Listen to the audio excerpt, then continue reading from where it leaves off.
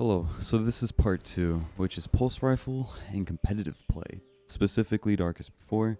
I plan to make the commentary part short and just let the gameplay go. I was going to talk over the gameplay and explain why I was doing certain things, however, I'm no longer doing that.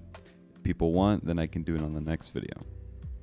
I've played about 8 games using a pulse against 2 to 3 different teams, and I'm uploading the top 2 games, so I'm going to go straight into the video. So these are 4s. Currently 4s are more common and preferred over 3s at the moment due to it being new and more chaotic and less controller sniper dominant.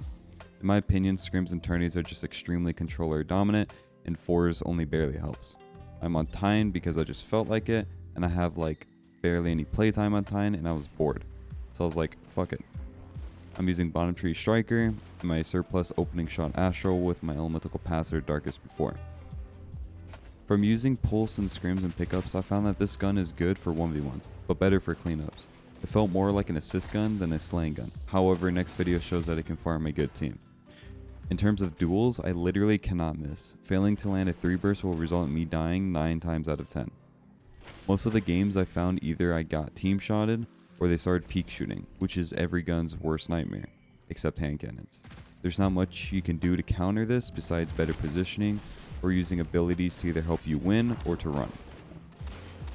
Being the pulse on the team and us being quad shoddy, I was the one that should try and single out the sniper since I flinch him the most out of my team.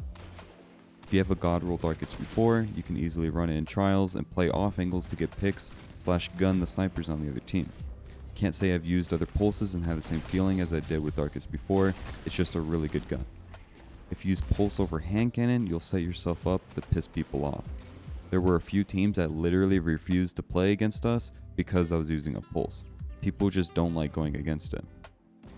Not much I can talk about in a more competitive aspect.